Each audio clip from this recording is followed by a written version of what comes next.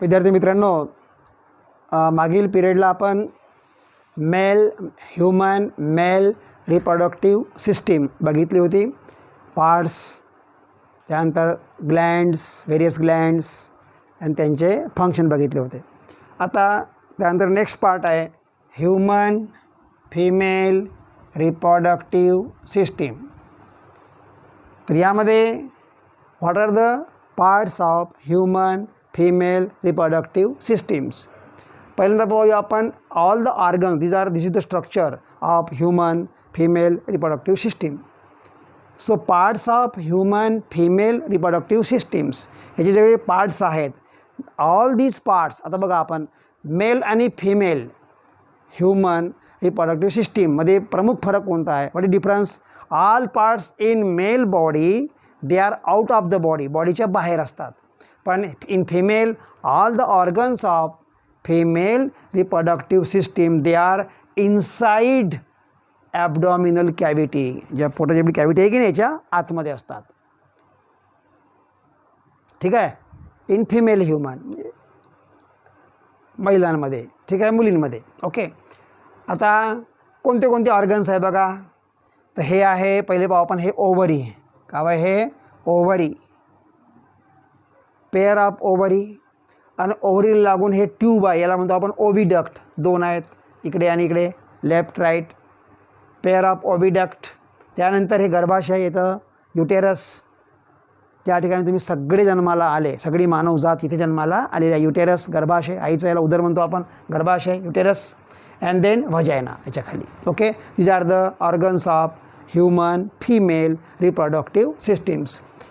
त्यानंतर याच्यामध्ये special Gland आहे, याचं नाव आहे बल्बो युरेथ्रल ग्लँड. काय नाव आहे याचं? नाव bulbo urethral gland. It is present here, इथेच त्यातमध्ये. ती ग्लँड काय करते? That gland keep this vagina always mucus. Okay, moist. That keep vagina always moist. That secrete the mucus in this part. त्यानंतर आता every month, how many ovaries are here? किती ovary याच्यामध्ये? 2 ovary आहेत. Every month and ovum release, म्हणजे actually oocyte sperm, it is male gamete. It is form in the male testis, बरोबर आहे. That is release through the penis. नाव here oocyte is produce in the ovary. ओव्हरीमध्ये काय तर होते, याच्यामध्ये female गॅमिट, याला म्हणतो आपण उसाइट. ठीक आहे, पण प्रत्येक महिन्याला एव्हरी मंथ अँड ओव्हम म्हणजे उसाइट सेम आहे. हां, female gamete it is released, सोडतो, इथून हे सोडला जातो. रिलीज कुठे? पुन्हा एकदा बघा, रिलीज इन ॲबडॉमिनल कॅव्हिटी म्हणजे आतमध्ये गर्भाशयामध्ये.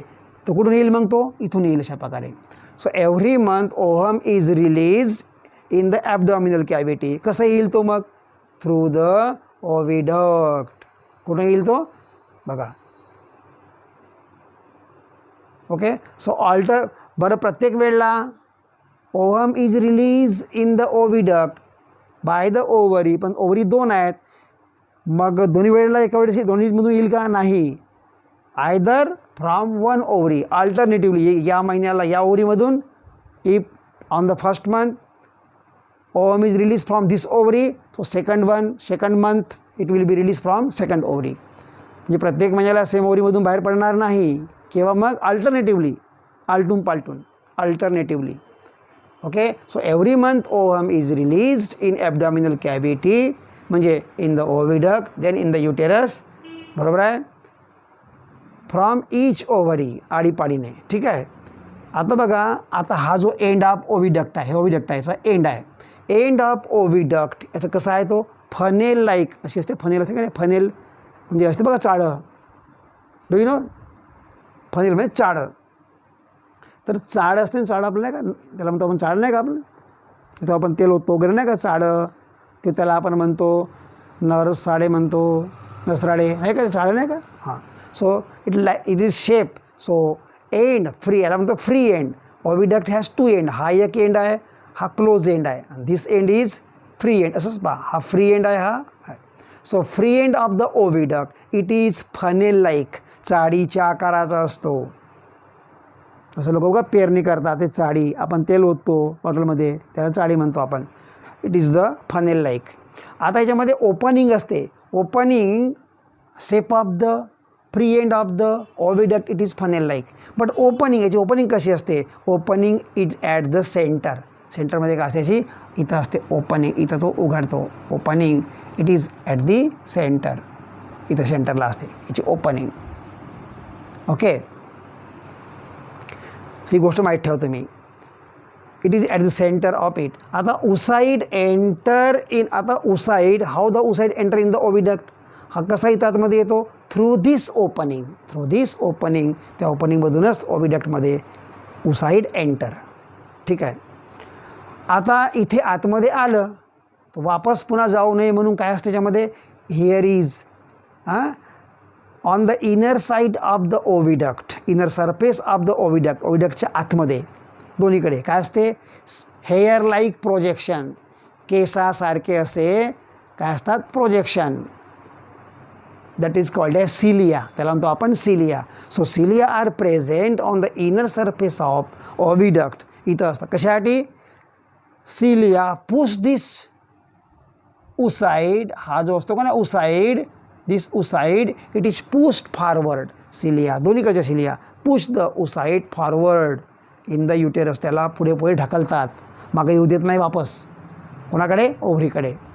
So that is cilia are present on the inner surface of oviduct to push oocyte towards the uterus. ठीक आहे. आता ओके, तर याला म्हणतो आपण, हे एकूण स्ट्रक्चर आणि फंक्शन पाहिलं आपण. कोणाचं पाहिलं आपण? हे फिमेल रिप्रोडक्टिव्ह सिस्टीम. आता पाहू आपण गॅमिट फॉर्मेशन, म्हणजे how the female gamete form. Oocytes are produce by meiosis process. म्हणजे in the ovary oocytes are produce. After production then they are released. So by, मागच पाहिलं आपण why and how the gametes are form by the meiotic cell division. So here also oocytes are produced by meiosis cell division. म्हणजे number of chromosome become half than the parent. आता किती होतात जेव्हा मुलगी जन्माला येते, फिमेल चाइल्ड, फिमेल बेबी, त्यावेळेला 2 to 4 million oocytes at the birth. जन्माच्या वेळेला तुमच्या सगळ्या बडीमध्ये मुलींच्या किती होते? 2 to 4 मिलियन. पण तेवढे जिवंत राहते का नंतर? नाही. As the female baby grow, जशी मुलगी वाढते तर वयात येईपर्यंत 11 to 13 इयर्स होईपर्यंत ओनली 400 रिमेन्स. किती राहते? फक्त 400च राहते आयुष्यभर. आयुष्यभर नाही, 45 वर्षापर्यंत. किती? 45 इयर्सपर्यंत. सो 11 ते 13, 11 किंवा 13पासून आपण 11 ते 45पर्यंत फक्त किती राहते? 400च राहते. बाकीचे काय होतात मग? अदर उसाइड्स डिजनरेट, नष्ट होतात, त्यांचं काम नसते. So how many oocytes are active in the female system? That is 400. They are remain. आता मेनोपॉज, तुम्ही नाव ऐकलं असेल. Okay, so oocytes starts to produce mature oocytes. किती? 11 वर्षाला सुरू होते ते. तर 11 वर्षाला सुरू झालं, पण ते कधीपर्यंत चालते तुमची? त्याला म्हणतो पाळीला येते की नाही मुली वगैरे, ते त्याला म्हणतो oocytes formation start there. oocyte असतात परंतु मॅच्युअर oocyte, बाकीचे नष्ट होतात. म्हणजे हे 400 जे राहिलेले आहेत त्यांचं प्रत्येक महिन्याला इथं तयार होते आणि इथं it is released. This process last, सुरू असते. कधीपर्यंत सुरू असते? फॉर 45 इयर्स, अप टू 45 इयर्सपर्यंत सुरू असते. पण 45 वर्षे झाले की महिलांच्या तक्रारी वाढतात पाळीच्या. पाळी बरोबर रेग्युलर येत नाही, MC रेग्युलर येत नाही, तुमच्या आईला वगैरे माहीत आहे, बरोबर आहे. ते का बरं असं होते? कारण this is called as menopause. So hormones of female reproductive system they stop, थांबतात, सोडल्या जात नाही, किंवा they become irregular. So your MC also irregular. याला म्हणतो this is called as menopause. So at which age it start? 45 years. आता बघा, आता 45 to 50 इयर, कोणाकोणामध्ये 45, कोणाकोणामध्ये 50पर्यंत चालते. 45 ते 50 वर्षापर्यंत वयाच्या. Either stop or becomes irregular. These hormones become irregular. That is called as menopause. बघा, so what is menopause stage? The hormones in the female reproductive systems at the age of 45 they stop or become irregular, and the stage is called as menopause stage. त्यानंतर महिलेला बाळ होणार नाही, there will be no fertilization process. ठीक आहे, तुम्हाला कळलं. मग that is called as gamete formation. बघा आता किती असते oocyte जन्माच्या वेळेला, मग नंतर किती राहते, मग कसे होते, एव्हरी मंथ कसं बाहेर पडते, एकच बाहेर पडते, आणि मेनोपॉज म्हणजे काय. त्यानंतर बघतो आपण fertilisation process. So it is fertilisation process. तुम्ही शिकले आहे मग जे शिकलो आपण फुलामध्ये तेच आहे, तिथं पोलन ग्रेन्स टू स्टिग्मा, नंतर मग कुठे इन द ओव्ह्यूल्स, नंतर एम्ब्रियो शाक, इथं पण तेच आहे. Union of male gamete. आता स्पर्म होते कोणामध्ये, मेलमध्ये, बघाय, आणि बाहेर कुठून पडते थ्रू द पेनिस, मग तो इथे येते. Sperm enters in this vagina, then it go to the uterus, मग तो इथून इथं जातो, then it go to the oviduct, इथं येते. मग यांचं काय होते, इकडून कोण येते, oocyte. समजा हा इथं oocyte आलं, इथं आलं oocyte, आणि इकडून आलं कोण, स्पर्म. याला म्हणतो आपण स्पर्म. बरोबर उमटत नाही. सो दोघांचं युनियन ऑफ मेल गॅमिट म्हणजे स्पर्म विथ फिमेल गॅमिट म्हणजे ovum. It takes place in the oviduct, इथं होते. This is called as fertilization process.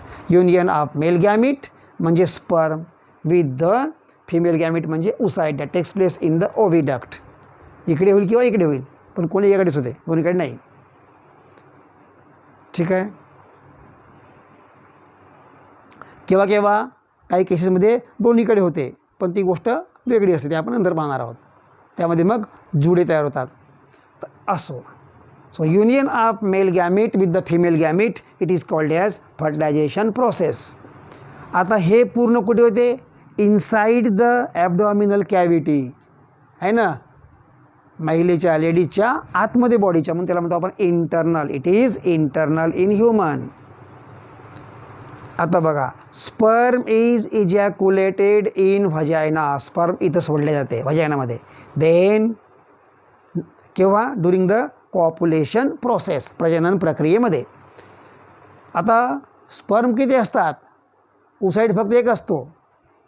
Every month only one oocyte release in the oviduct by the ovary. Few million sperms are released. इथे किती sperm येतात, few millions, काही millions, लक्षावधीच्या वर. Few million sperm start their journey. Few millions इथे येतात by root of व्हजायना. इथं आले की मग नेक्स्ट कुठं, युटेरस, मग कुठे चालले, ओव्हिडक्टमध्ये. बट आउट ऑफ फ्यू मिलियन्सपैकी फक्त only one sperm fertilize the ovum, that is powerful sperm that fertilize the ovum in the oviduct. Okay, and that is fertilization. आता oocyte released at last few month. समजा आता एखादी मुलगी वयात आली at the age of 11 to 30 years, 11 ते 13 पर्यंत सुरू होते पाळी, आहे की नाही. So oocyte starts there. That is called as first oocyte, पहिली पाळी, first oocyte, first MC, first oocyte. आणि शेवटचा oocyte किती वर्षामध्ये, 45 years. मग सांगा जास्त कोण असेल नंतरचा, ओल्ड, जुना. पहिलावाला किती जुना राहील सांगा बरं, फर्स्ट म्हणजे 11 वर्षामधला, आणि लास्टमधला कोणता, 45 years. So oocyte release at the last few months of menopause. तो किती लहान असेल, मग किती जास्त, म्हणजे त्याला म्हणतो आपण ज्येष्ठ असेल. हा पहिलावाला अगदी बाळ झाला, पहिला स्टार्टिंगचा, शेवटचा तो 40 to 45 years ओल्ड, जास्त राहील तो जुना पहिल्यावाल्यापेक्षा. आता इथे एक गोष्ट खूप महत्त्वाची आहे, म्हणजे पहिला oocyte जो बाप पडेल कोणत्याही लेडीजमध्ये, तो महिलेमध्ये, मुलीमध्ये केव्हा, 11 वर्षात, 13 वर्षात, 12 वर्षात. पण लास्टवाला किती वेळ पडेल, 45 वर्षाच्या वयामध्ये. तो नक्कीच मोठा असेल वयानं. तर तो कसा असतो बघा, इथं होते गंमत. So it can not complete meiosis process, कारण त्यावेळेला वय वाढलं असते महिलेचं. So it can not complete meiosis process properly. इथं बरोबर मिओसिस होत नाही. So female gamete is not properly produced because there is no proper meiosis process. आणि त्यावेळेला समजा दॅट इज फर्टिलाइज, समजा त्या बाईचं लग्न उशिरा झालं किंवा प्रेग्नन्सी समजा उशिरा राहिली, त्यावेळेला जो बाळ तयार होईल that will be abnormal babies. काय होईल? तो काही चांगला मुलगा होणार नाही, म्हणजे नॉर्मल होणार नाही, ॲबनॉर्मल, अपंग काहीतरी होईल तो, त्यामध्ये काहीतरी विकृती तयार होईल, body will be not normal. म्हणून म्हणतात की लेट मॅरेजेस करू नये, म्हणजे मॅरेज पूर्वी बी नाही पण अति उशिरा बी करू नये. आफ्टर 40 तर हा प्रॉब्लेम तयार होते. जर बाळ पाहिजे असेल तर करू नये असे marriages. Okay, that is causing problem in the baby. Okay, म्हणजे बिफोर 18च्या पूर्वी बी नाही किंवा 21च्या पूर्वी बी नाही, 18 आहे ना, तिकडे लेट पण नाही, असं याचं there is scientific reason for this. Okay, तर आज आपण काय शिकलो आपण? Human female reproductive system, various parts, त्यानंतर देअर फंक्शन्स, त्यानंतर गॅमेट फॉर्मेशन, त्यानंतर फर्टिलायझेशन प्रोसेस. ठीक आहे, आपण पुढल्या पिरियडला पाहू the zygote formation and development of the baby, गर्भाची वाढ, फिटस इन द युटेरस कशी होते. आता हे इथून इथे कसं येते आपण ते पुढल्या पिरियडला पाहणार आहोत. गर्भ वाढतो इथे या ठिकाणी, ह्या म्हणतो गर्भाशयाला म्हणतो आपण युटेरस, तर इथे होते यांचं युनियन फर्टिलायझेशन, मग इकडे येते. ठीक आहे, तर तुम्ही 2 डायग्राम काढायचे, human male reproductive system, human female reproductive system, diagram काढायचं, नाव द्यायचे बरोबर अशा प्रकारचं, पेपरला येते बरं, लास्ट क्वेश्चनमध्ये येते फॉर 5 मार्क्स. नाव विचारते, फंक्शन विचारतात. Okay, so here we should stop. Okay.